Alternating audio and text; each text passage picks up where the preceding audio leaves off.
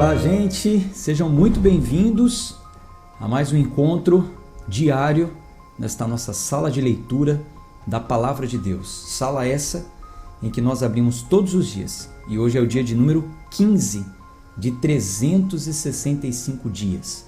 Deixa eu falar uma coisa, se você está novo por aqui, é importante que você resgate os 2 primeiros dias, pelo menos os 2 primeiros dias. Talvez você não tenha tempo para resgatar todos os dias a leitura que nós já fizemos, não tem problema. Ao longo do ano você pode resgatar, ou quem sabe até no final do plano você continuar mais alguns dias para que resgate esses que já passaram. Mas o primeiro dia e o segundo dia é de suma importância, porque nós falamos sobre o porquê escolhemos essa Bíblia, versão King James, e também nós falamos sobre a hermenêutica, o que é a hermenêutica. Falamos também sobre os princípios que adotamos para essa leitura da Bíblia. E é bom que você primeiro participe, assista esses 2 primeiros dias, para que você veja se faz sentido você continuar conosco, tá? Porque tudo já está pré-estabelecido ali. Ali é o caminho que nós determinamos. A estrada que nós vamos trilhar já foi decidida no dia 1º de janeiro desse ano. Então é importante que você assista depois, tá? Entre nos nossos grupos do WhatsApp, tem o link aqui na descrição do vídeo. Sempre que você entrar, deixa o nome de onde você fala, dá o seu like, se inscreva no canal se você ainda não é inscrito. E vamos seguir com a nossa leitura. Mateus capítulo 18 hoje. A partir do capítulo 18. Faça suas anotações, fique à vontade para fazer as suas anotações, tá? E eu sempre disponibilizo também um material de apoio lá no grupo do WhatsApp. Oremos então. Pai, obrigado por mais este momento que estamos aqui juntos, reunidos com um só objetivo: lermos e entendermos a Tua Palavra. Fala ao nosso coração, traz a revelação do Teu Santo Espírito, nos dê sabedoria e discernimento para que possamos entender aquilo que nós estamos lendo e, consequentemente, colocar em prática e produzir frutos. Oramos em nome de Jesus. Amém. Vou colocar a Bíblia aqui na tela. Você pode acompanhar também por essa Bíblia que aparece aqui na tela. Se você não tiver a sua Bíblia versão King James, acompanhe por essa que eu coloco na tela. Quem quiser adquirir a sua Bíblia versão King James, tem um link também na descrição, que você pode adquirir a sua. Tem vários modelos. Tem essa para anotações do lado e tem outra também que é normal, não tem espaço para anotações. É um pouquinho mais em conta, né? Vamos lá, Mateus capítulo 18. Naquela mesma hora, chegaram-se a Jesus os seus discípulos e perguntaram: quem é o maior no reino do céu? E Jesus, chamando uma criancinha, colocou-a no meio deles e disse: na verdade eu vos digo que, se não vos converterdes e não vos tornardes como criancinhas, de modo algum entrareis no reino do céu. Então, por esse versículo, nós entendemos, fica muito claro aqui, que a primeira coisa que tem que acontecer para que a pessoa se candidate, né, a entrar no reino é a sua conversão. Conversão é mudança de mentalidade. E para isso, o candidato tem que se tornar como uma criancinha. Não no sentido de comportamento de criança, mas de humildade. Ser como uma criança. Veja bem, se é interessante para você, se você quer se aprofundar nesse assunto, eu fiz uma pregação essa semana exatamente sobre esse assunto. O que é ser como criança para entrar no reino dos céus?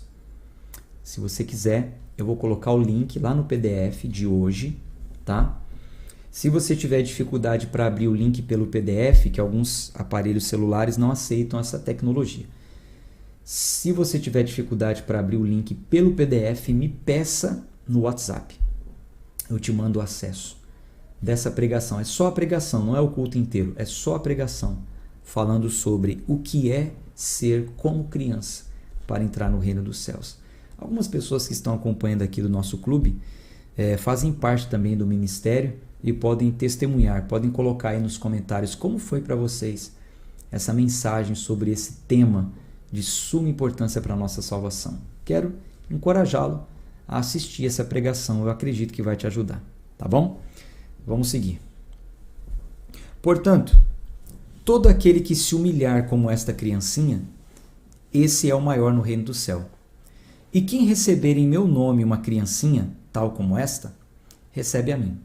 Mas quem ofender um desses pequeninos que crê em mim, seria melhor para ele que pendurasse ao pescoço uma pedra de moinho e que se afogasse no fundo do mar. Ai do mundo, por causa das ofensas. Pois é necessário que venha ofensas, mas ai do homem por quem vem essa ofensa. Portanto, se a tua mão ou o teu pé te ofender, corta-o e lança-o para longe de ti. É melhor para ti entrar na vida coxo ou aleijado, do que tendo as duas mãos, os dois pés, seres lançado, ou duas mãos ou dois pés, seres lançados no fogo eterno.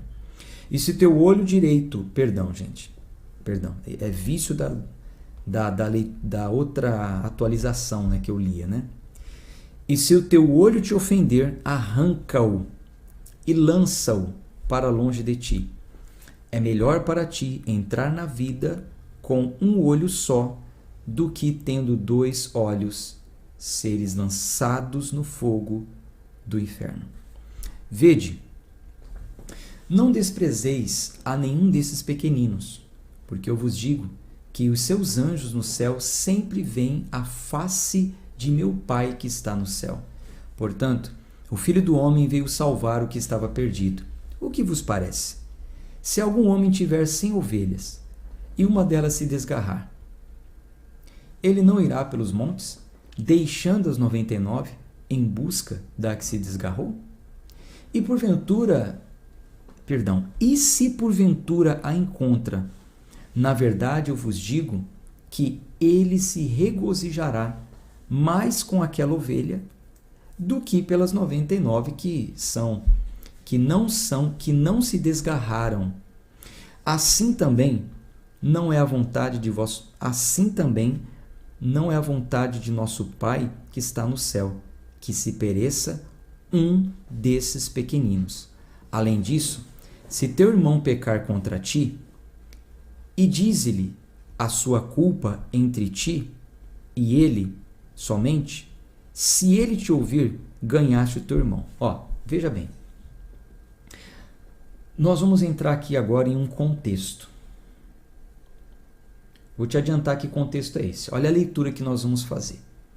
Jesus está aqui tratando do seguinte assunto. Um irmão que se perdeu, que se corrompeu, que pecou. Aqui está dizendo que ele tem muito mais alegria de resgatar aquele que estava desgarrado do que aqueles que já estavam no caminho. Vá acompanhando o raciocínio, porque hoje vai cair por terra mais uma interpretação errada. Muitos interpretavam de forma errada. Eu vou falar qual versículo é. É um versículo solto, isolado. Pegam esse versículo isolado e dizem, olha, por causa desse versículo você pode pedir o que quiser para Deus, mas não é o contexto. Veja o contexto. Atenção, vamos ler. Versículo 14. Assim também, não é a vontade de vosso Pai que está no céu que se pereça um desses pequeninos. Além disso, veja que a história continua. Além disso, se teu irmão pecar contra ti, vai e dize-lhe a sua culpa entre ti e ele somente. Se ele te ouvir, ganhaste um irmão. Resolve assim, no particular. Se, porém, ele não te ouvir, então leva consigo, conte, grave os números, conte quantos, leva contigo mais um ou dois, para que pela boca de 2 ou 3 testemunhas cada palavra seja confirmada. Preste atenção nisso. E se ele recusar ouvi-los, dize-o à igreja. Mas se recusar ouvir a igreja, seja ele para ti como um homem gentil e um publicano. Na verdade, eu vos digo, continuação de tudo que eu estou te falando, na verdade eu vos digo, tudo que ligardes na terra será ligado no céu, e tudo que desligardes na terra será desligado no céu. Lembra que eu já expliquei ontem o que quer dizer o ligado e o desligado? Concordância. Concordância. Então, tudo que vocês concordarem, né, era uma forma regional de falar. Eu falei para você ontem, os mestres, os rabinos daquela época, eles falavam dessa forma, quando concordavam. Então, ligavam, olha, isso está ligado, estou concordando com isso. Não, isso está desligado, não concordo com isso. Então, Jesus, naquele contexto de igreja que ele tinha falado para Pedro, aqui ele está falando o seguinte: se o irmão fizer alguma coisa errada, faça de tudo para resgatar o irmão. Resolva a questão. Resolve entre vocês, não deu certo? 2 ou 3 testemunhas. Agora, se ele não quis ouvir, desliga ele. Vai considerar ele como gentil. Vai considerar ele como gentil e publicano. Não faz parte do povo de Deus. Então, na verdade, eu te digo que o que vocês ligarem na terra será ligado no céu. Ou seja, o céu vai estar de acordo com isso. Agora, se vocês ligarem, ou seja, foi resolvido, o irmão foi resgatado, tudo bem, o céu perdoa também. Gente, isso aqui tem uma profundidade tão diferente daquilo que um dia eu aprendi, não sei você. Mas esse versículo aqui já foi colocado dentro do contexto seguinte. Vou ler de uma forma antiga os 2 versículos isolados. Veja. Na verdade eu vos digo, tudo que ligardes na terra será ligado no céu, e o que desligar na terra será desligado no céu. Ainda vos digo, se 2 de vocês concordarem na terra acerca de qualquer coisa que pedirem, isso lhe será feito por meu Pai que está no céu. Tá ligado? Vamos ligar aqui na sua vitória. Dá a mão aqui, dá a mão aqui, dá a mão aqui. Vamos ligar, nós 2. Porque a Bíblia diz que se 2 ligar na terra, tá ligado no céu. Deus, eu concordo, eu ligo a vitória do meu irmão. Essa semana vai se abrir uma porta. Tá ligado, o céu vai ter que responder. Tudo, tá escrito aqui, ó. Tudo que ligar na terra tá ligado no céu. Tá ligado, meu irmão, você vai casar esse ano. Tá ligado, você... Aí como as pessoas ficam, tá ligado, é bíblico, é isso aí, tá ligado, campanha do tá ligado, faça pedido, coloque oferta, traga, o pastor vai ligar com você, eu e você, eu vou ligar a sua vitória. Não é isso que o texto diz. Meu Deus do céu, quanta heresia, né? Quanto ensino errado, né? Como a gente precisa aprender a interpretar a Bíblia, né? A interpretação correta desse texto não defende o que dizem ao usarem esses versículos isolados, que se 2 cristãos concordarem a respeito de qualquer coisa na terra, Deus daria tudo que eles quisessem. Não. Isso viola o contexto, porque há uma clara ligação, esse versículo 18 e 19, ele está ligado claramente com a discussão acerca da restauração de um discípulo faltoso, alguém que cometeu uma falta, um erro. Jesus começa falando das ovelhinhas, uma que se perdeu, quero resgatar, tenho prazer em resgatar. E digo mais para vocês, se for um erro entre vocês, chama o seu irmão, tenta resolver entre vocês. Tá resolvido? Tá bom, que vocês ligarem na terra, eu ligo no céu, tá tudo certo. Não resolveu? Traga 2 ou 3 testemunhas. Não resolveu de jeito nenhum, então está desligado ele? Ele não aceitou? Tá bom, está registrado no céu que ele não aceitou, ele não se arrependeu. Ele aceitou? Então está ligado, o céu está concordando com a restauração desse irmão. Há uma ligação muito clara aqui, eles estão ligados, esses versículos, em todo o contexto, em sequência. Veja que em sequência do versículo 18, vamos ler, ó. Na verdade eu vos digo, tudo que ligardes na terra será ligado no céu, e tudo que desligardes na terra será desligado no céu. Ainda vos digo, olha só, está ligado, ainda vos digo, que se 2 de vós concordarem na terra acerca de qualquer coisa que pedirem, isso será feito por meu Pai que está no céu. Porque onde estiverem 2 ou 3 em meu nome, ali eu estou no meio deles. Olha para isso, preste atenção nisso. Vamos voltar onde o conflito começou? Volta, versículo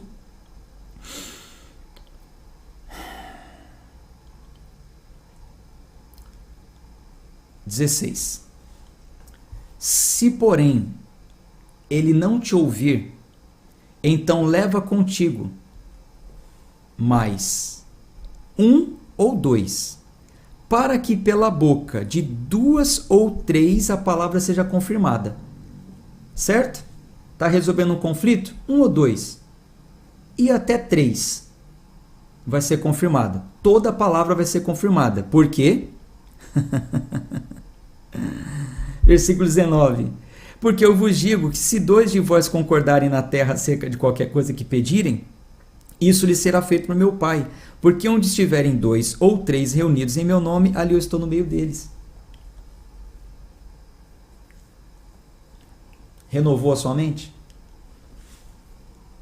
Houve uma falta? Chamou 2 testemunhas? Conversaram? Resolveram a questão? Ó, meu irmão, então tá tudo certo, tá? Tá perdoado. Olha para frente. Você vai ser disciplinado, você vai ser corrigido, mas você está perdoado. Porque Jesus diz que está no meio dessa conversa. Eu estou no meio deles. Pode orar pela restauração que ele vai ser restaurado. O que 2 ou 3 pessoas decidirem nesse sentido, seguindo realmente a doutrina, o céu concorda. O céu está de acordo. Nós decidimos que esse irmão ele não aceitou a correção, então infelizmente ele não vai ser disciplinado. Então tá bom, o céu também vai dizer não para ele. Não, nós decidimos, nós conversamos, ele se arrependeu, ele vai ser disciplinado, ele vai continuar firme nos caminhos do Senhor, vamos orar por ele, está perdoado, o Senhor vai derramar graça sobre a vida dele.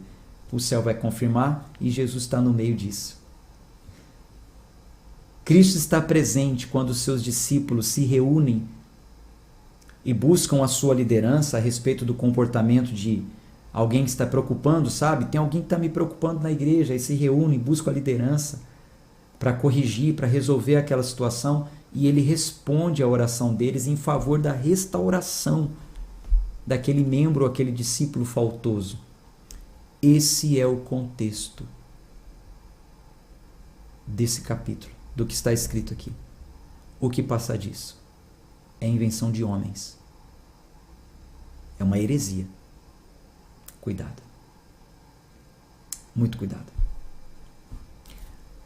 Disse para vocês desde o início, esse ano nós vamos estar focados nessas coisas, interpretar o texto para ninguém cair em heresia. Então, se você ouvir certo tipo de coisas por aí que nós já estamos explicando e você aceitar, aí, meu irmão, mais para frente, quando a gente estiver lá no livro de Efésios, você vai ter tempo. Eu nem vou falar agora.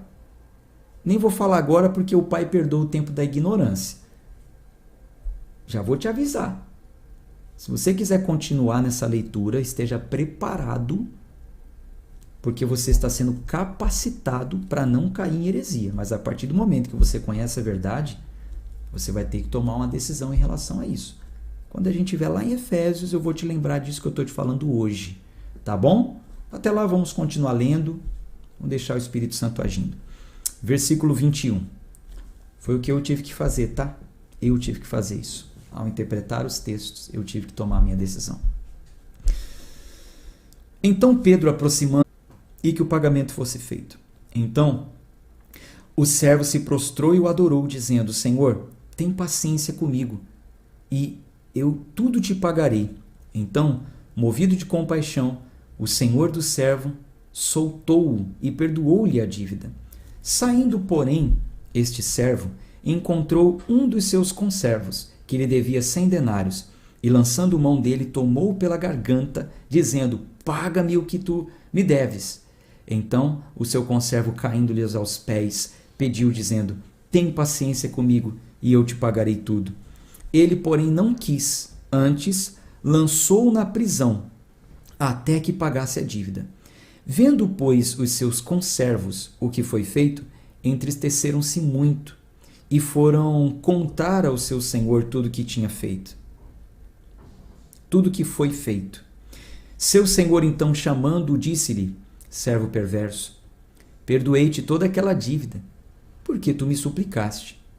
Não devias tu igualmente ter compaixão do teu conservo, como eu também tive misericórdia de ti? E indignado, seu senhor o entregou aos atormentadores, até que ele pagasse tudo o que lhe devia. Assim também meu Pai Celeste fará convosco, se de coração não perdoardes cada um as ofensas do seu irmão. Já explicamos isso, já falamos sobre essa parábola no livro de Marcos. Vamos seguir capítulo 19. E aconteceu que, tendo Jesus terminado essas palavras, ele partiu da Galiléia e foi para os confins da Judéia, além do Jordão. E grandes multidões seguiram-no, e ele as curava ali. Os fariseus também vieram até ele, tentando-o, e dizendo-lhe: é lícito ao homem repudiar a sua mulher por qualquer motivo? Já falamos sobre isso, aqui vai se repetir a história e é bom que tem alguns acréscimos, mas não há nada a interpretar de forma diferente, já está claro aqui no texto. E ele respondendo lhe disse: não tendes lido que aquele que os fez no princípio, macho e fêmea os fez? E disse: portanto, deixará o homem pai e mãe, e se unirá à sua mulher, e os dois serão uma só carne? Por isso, eles não são mais dois, mas uma só carne. Portanto, o que Deus ajuntou, nenhum homem o separe. Disseram-lhe eles: então, por que Moisés ordenou dar-lhe carta de divórcio e para repudiá-la? Disse-lhes a ele: Moisés, por causa da dureza dos vossos corações, vos permitiu repudiar as vossas esposas, mas não foi assim desde o princípio. Então Jesus joga lá para o princípio. Deus fez o homem e a mulher, uniu, não se separe. Princípio de Deus. Moisés, teve ali uma concessão. Ele era um legislador, ele estava vendo o que estava acontecendo, ele tinha autoridade para aquilo, permitiu, por causa da dureza do coração e coisas que eu já expliquei na leitura do livro anterior. Mas Jesus está dizendo que o princípio de Deus é esse aqui.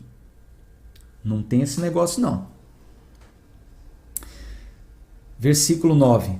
Eu vos digo que quem repudiar sua esposa, a não ser por causa de fornicação, e casar com outra, comete adultério. E o que casar com a repudiada, comete adultério. Disseram-lhe seus discípulos: se tal é a condição do homem a respeito de sua esposa, não é bom casar. Mas ele lhes disse: nem todos os homens podem receber essa palavra, mas somente aqueles a quem é dado. Porque há alguns eunucos que assim nasceram do ventre de sua mãe. E há alguns eunucos a quem os homens fizeram eunucos. E há eunucos que se fizeram eunucos por causa do reino do céu. Quem é capaz de receber isso, receba-o. Quem é capaz de receber o que Jesus está chamando de eunuco aqui? Veja bem, deixa eu te explicar isso aqui. Jesus ele não está aqui autorizando a emasculação. Sabe o que é isso, né? Tirar o órgão genital masculino. Não é que ele está autorizando, ele está falando assim, alguns já nasceram assim. Ele está dando o exemplo de um eunuco. Alguns nasceram assim, desde o ventre. Alguns foram os homens maldosos que fizeram isso com eles. Outros, por conta própria.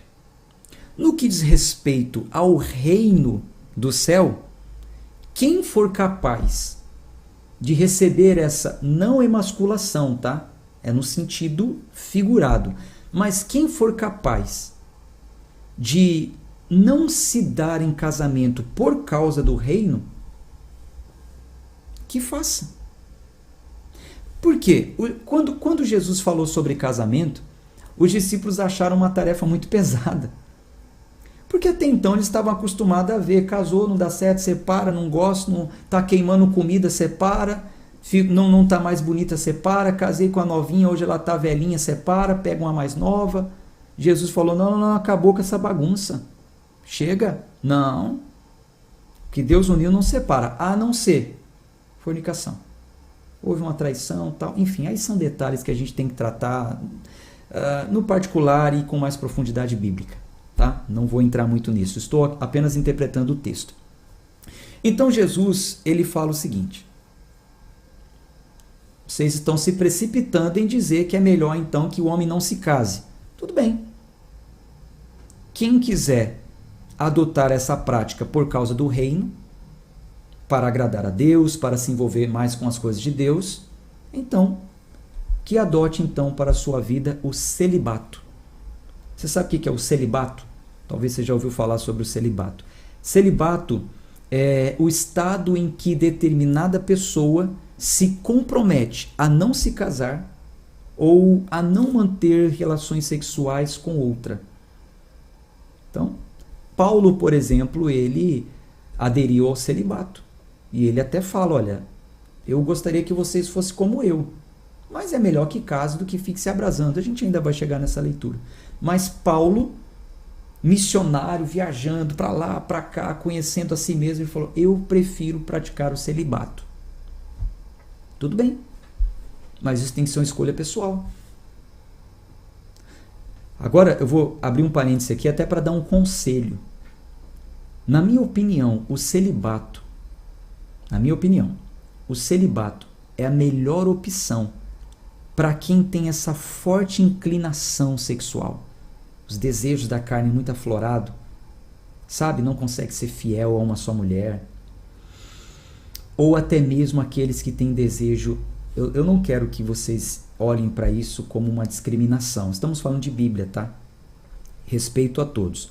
Mas, biblicamente falando, a relação homoafetiva não é aprovada. Biblicamente falando, nós já vamos ler isso. Porém, isso, em muitas vezes, faz parte da inclinação humana em algumas pessoas. A gente vai ler sobre isso na Bíblia também. Então, qual que é o meu conselho, qual que é a minha orientação para quem é alcançado pelo Evangelho do Reino?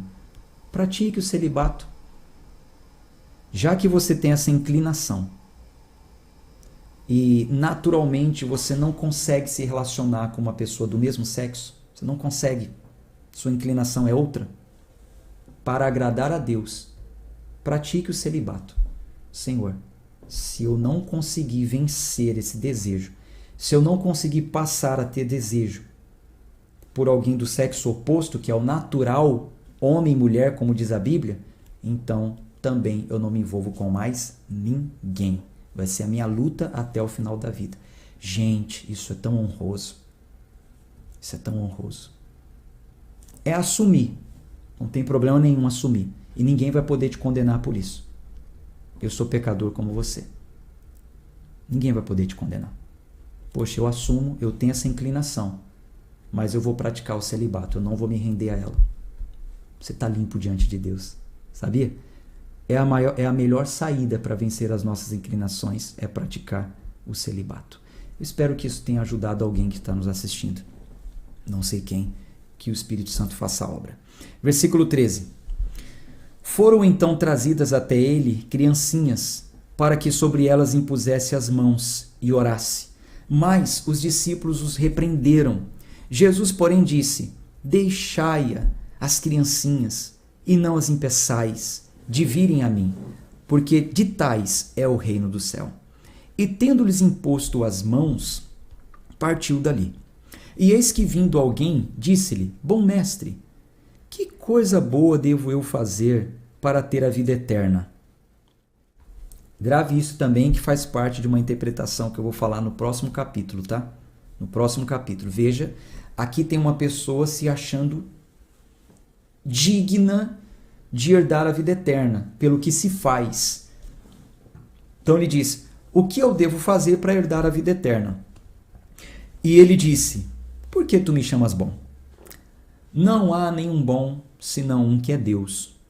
Se queres, porém, entrar na vida, guarda os mandamentos. Disse-lhe ele: quais? E Jesus disse: tu não assassinarás, não cometerás adultério, não furtarás, não dirás falso testemunho, honra o teu pai e tua mãe e amarás o teu próximo como a ti mesmo.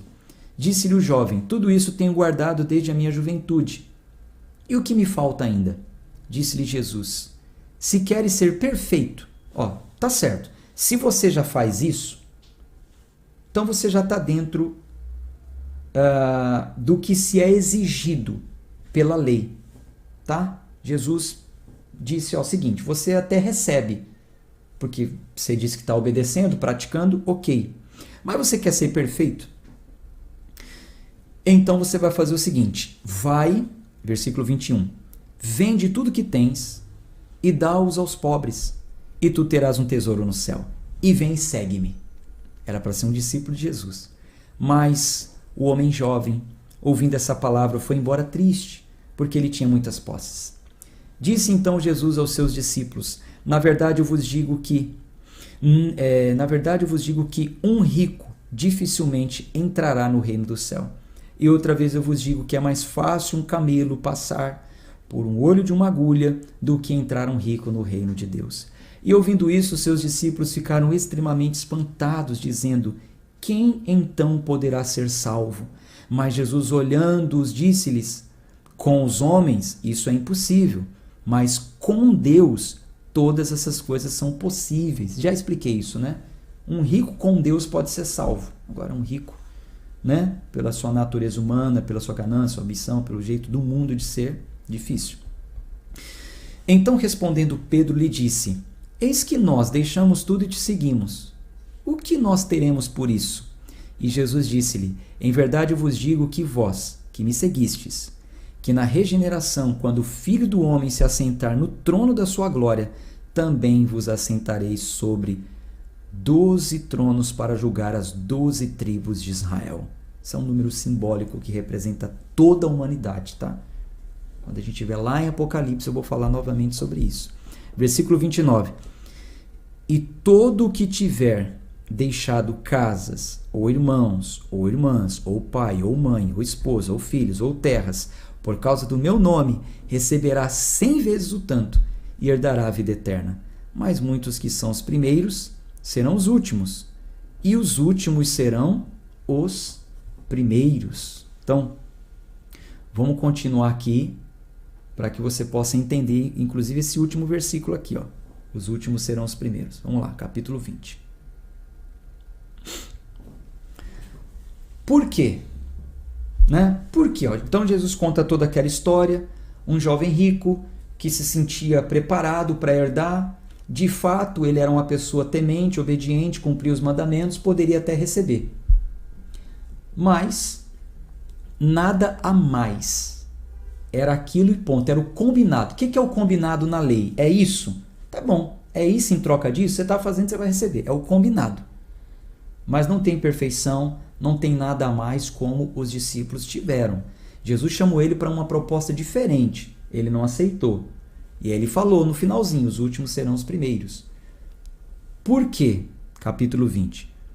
O reino do céu é semelhante a um homem que é um chefe de família, que saiu de manhã cedo para contratar trabalhadores para a vinha. Olha, anote aí na sua Bíblia, aí do ladinho, todas as vezes que você vê em uma parábola falar sobre um chefe de família, o senhor de um campo, normalmente está essa linguagem representa um Deus, tá? Nas parábolas judaicas, a figura de autoridade, chefe, dono da terra, senhor do campo, faz menção a Deus, tá? Anote aí. Versículo 2. E tendo acordado, foi feito um acordo com os trabalhadores, 1 denário por dia, certo? Vai trabalhar o dia inteiro, você vai receber 1 denário. Mandou-os para a sua vinha. Vai lá, vai trabalhar. Vou te pagar 1 denário no final do dia. E ele saindo, perto da hora terceira, já tinha passado um tempo, né, do começo do trabalho, viu outros que estavam ociosos no mercado, e disse-lhes: Ide vós também para a vinha, e dar-vos-ei o que for justo. E eles foram pelo caminho. Então veja, tinha combinado dar 1 denário para quem trabalhasse o dia inteiro. Encontrou na 3ª hora alguns que estavam ociosos, falou: vem vocês também, eu vou dar o que é justo para vocês. Versículo 5. E ele saindo outra vez, cerca da hora 6ª e da hora 9ª, já estava quase para acabar o dia, fez da mesma forma. E ele saindo, cerca da hora 1/10, encontrou outros que estavam ociosos e disse-lhes: Por que estáis ociosos todo o dia? Eles disseram-lhe: Porque nenhum homem nos contratou. E disse-lhes: Ide vós também para a vinha, e tudo quanto for justo, vós recebereis. Assim, vindo à tarde o senhor da vinha, disse ao mordomo: Chama os trabalhadores e paga-lhes o salário, começando pelos últimos até os primeiros. Aqueles últimos que foram chamados, aquele que eu chamei quase agora, que disse que ninguém tinha contratado, nem sabia do trabalho, mas eu mandei ir. Aqueles da hora 9ª, aqueles da hora 6ª, aqueles da 3ª hora, até os primeiros, que começaram a trabalhar de manhã. Vá lá e paga eles. Versículo 9. E vindo os que foram, cerca da hora 1/10, receberam cada um 1 denário.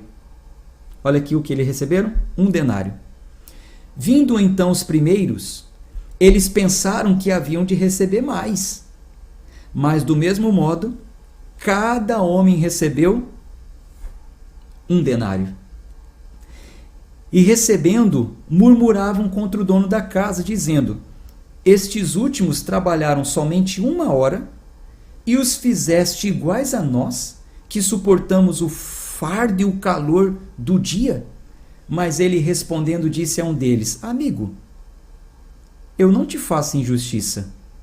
Tu não combinaste comigo 1 denário? Toma o que é teu, vai-te pelo caminho. Eu quero dar a este último tanto como a ti. Não me é lícito fazer com o que é meu, não me é lícito fazer o que é meu. Desculpe, gente. Não me é lícito fazer o que eu quero do que é meu? Ou é mau o teu olho porque eu sou bom? É mau o teu olho porque eu sou bom. Quer dizer, porque eu estou sendo bom, é o teu olho que está sendo mau. Porque eu posso fazer com que é meu o que eu quiser. Assim, os últimos serão os primeiros, e os primeiros os últimos. Porque muitos são chamados, mas poucos são os escolhidos. Então, o que essa parábola nos ensina? Gente, essa parábola é a revelação da graça de Deus, do favor imerecido. Nós não merecíamos. Os primeiros trabalhadores representam aqueles que se consideravam justos diante dele. A exemplo do jovem rico, que chegou e falou: eu observo a lei, eu vou herdar a vida eterna? Vai, tá bom, você vai ser salvo. Ok, você vai receber 1 denário.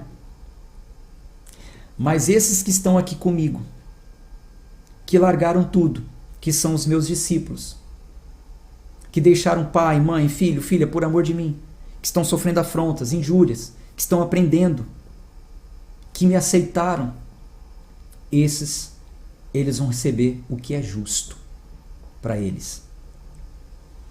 É aí que choca os religiosos, os falsos religiosos. Porque esses últimos trabalhadores representam pessoas como os discípulos que entregaram a vida para Jesus por um chamado. Jesus chamou. E eles irão receber generosamente mais do que esperam ou merecem. Os primeiros achavam que iam receber muito mais, porque eles viram que aqueles que tinham acabado de chegar receberam 1 denário. Então eles falaram: pô, se quem acabou de chegar receber 1 denário, nós que estamos trabalhando desde de manhã vamos receber mais. Não, é só o combinado. Então, esse é o impacto da graça. Há pessoas que, dizem: eu sou da fé, porque eu faço isso, eu faço aquilo, eu sacrifico, eu cumpro ritos judaicos, eu subo e desço o monte, eu jejuo 40 dias, eu faço isso, eu faço aquilo. Aí vem Jesus e chama um pela graça, alguém que nem merece, mas aceita o chamado, recebe o reino como criança e faz por aquele muito mais do que aquele outro. Isso choca. Isso choca. Os falsos religiosos piram, porque acham que estar na fé é estar fazendo essas coisas. É claro que, a partir do momento que eu sou chamado, então eu também vou apresentar as obras de um salvo, os frutos de um salvo, naturalmente. Mas não quer dizer que é por causa do que eu estou fazendo que eu vou receber. Não, é por graça. Foi Ele que me chamou. É isso que quer dizer. Os últimos serão os primeiros. Louve a Deus se você foi chamado pela graça e não por troca ou barganha. Talvez a porta de entrada para alguns, como para mim, foi a troca, foi a barganha. No início eu achava que era pelo muito fazer que eu seria ouvido, respondido, e o diferentinho, o merecedor. Hoje eu entendo que é só a graça e a misericórdia dele, e isso me basta. Versículo 17. E subindo Jesus para Jerusalém, tomou à parte os seus 12 discípulos no caminho e disse-lhes: Eis que nós subimos para Jerusalém, e o Filho do Homem será traído aos principais sacerdotes e aos escribas, e eles o condenarão à morte. E o entregarão aos gentios para que dele zombem, e o açoitem, e crucifiquem, e ao terceiro dia ele ressuscitará. Então se aproximou dele a mãe dos filhos de Zebedeu com os seus filhos, adorando-o e desejando uma certa coisa. Ele disse para ela: O que tu queres? Ela disse: Concede que estes meus 2 filhos se assentem, um à tua direita e outro à tua esquerda, no teu reino. Mas Jesus respondendo disse: Não sabeis o que pedis. Podeis vós beber o cálice que eu hei de beber? E ser batizados com o batismo com que eu sou batizado? Disse-lhes eles: Nós podemos. E disse-lhes ele: Na verdade, bebereis o meu cálice, e sereis batizado com o batismo que eu sou batizado. Mas o assentar-se à direita ou à minha esquerda não me pertence dá-lo, mas o será dado àqueles para quem o meu Pai tem preparado. E quando os 10 ouviram isso, indignaram-se contra os 2 irmãos. Mas Jesus, chamando-os, disse: Sabeis que os príncipes dos gentios exercem domínio sobre eles, e os seus grandes exercem autoridade sobre eles. Mas não será assim entre vós. Mas quem dentre vós deseja ser grande, seja o vosso servidor. E quem deseja ser o primeiro, seja o vosso servo. Assim como o Filho do Homem não veio para servir. Assim como o Filho do Homem não veio para ser servido, mas para servir, e para dar a sua vida em resgate de muitos. Tudo isso aqui que eu acabei de ler está dentro da pregação que eu falei para vocês, que eu vou colocar o link no PDF, tá?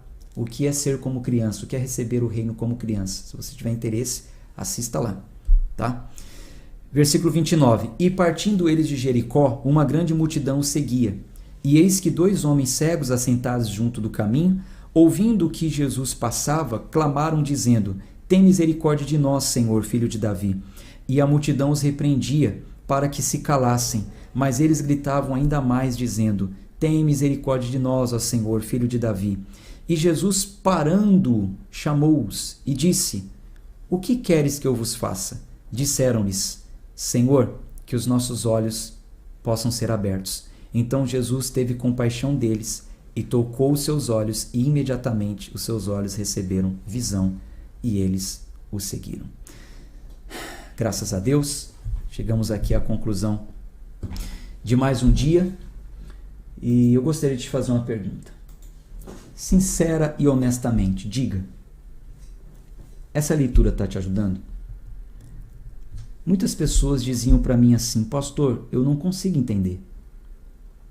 Há uma necessidade de ler a Bíblia diariamente, de ler os evangelhos, mas eu não consigo entender.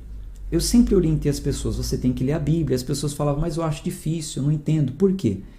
Porque às vezes a pessoa abria um capítulo, lia um versículo isolado, não entendia o contexto. Então, essa forma de interpretar a Bíblia está te ajudando? Coloque aqui nos comentários. Você está entendendo da maneira correta? Você está percebendo quantas falhas de interpretação existiam por aí?